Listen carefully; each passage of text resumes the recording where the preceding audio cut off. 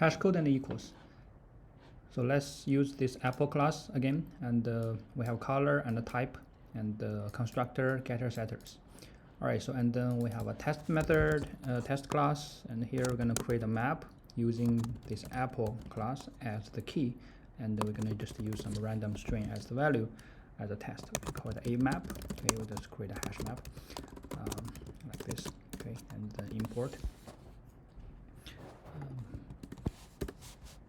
Okay, so now let's just add something, okay, to the Apple. To the map. So using, let's see, a new keyword to create Apple. All right, and we call it red, and then we call this one type A. All right, for example, and the value is just some like random string here. And then we create another one. Okay, same exact content, color, and then maybe just random string too. All right, so now you may think like, okay, this hash map will look like what? It's gonna be have Apple A, right, and then have a random string as a key value pair, and then also it will have another Apple, okay, and then have a random string too. Okay, so but this is not the case.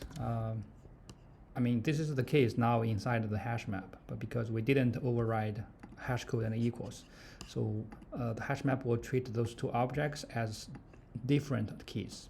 Okay, so even though they are having the same content, but they are having different object like memory and different reference. So that is to see hash map treat them as different keys. So every time we create a new Apple without override the hashCode and equals method, it's because how hash map works internally. So it will treat this object as a new key, okay, as a new key here. So that is why we're gonna have two key value pairs have the exact same content of the key, but they are different objects.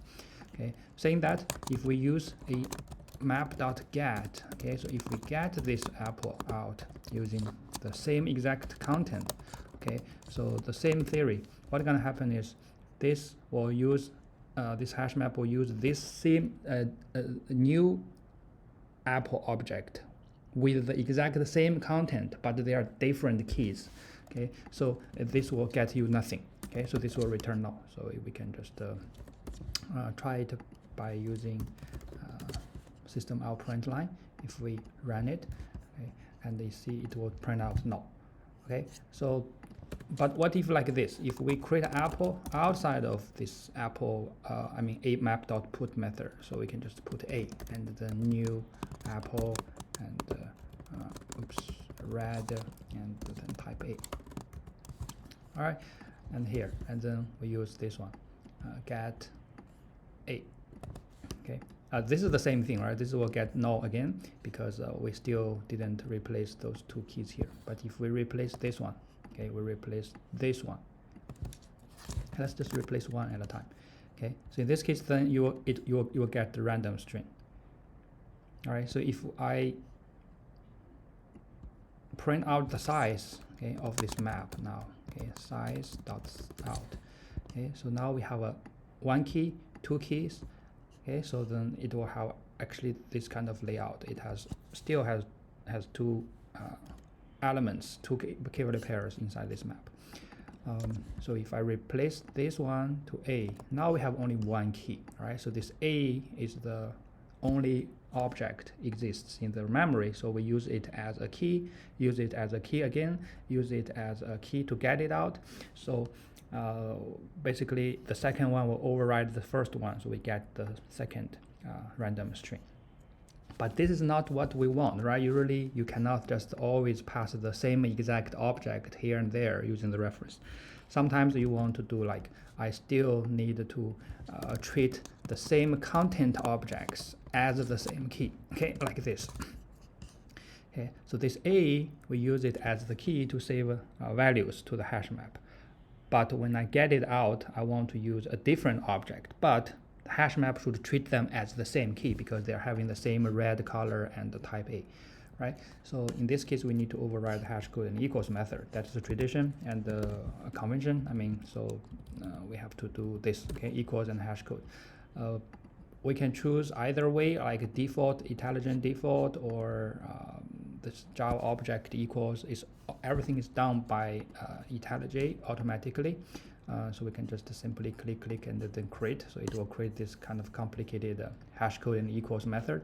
But basically, it's doing the same thing. It's just to take a consideration, okay, of the color and the type of this class. So if two objects of the same class having the same color and the type value, then the hash map or hash set will treat them as the same key, okay, as the same object you are saying, but even though they are having different memory. Okay, so in this case, if we now run the code, okay, so you can see now we can get the value out.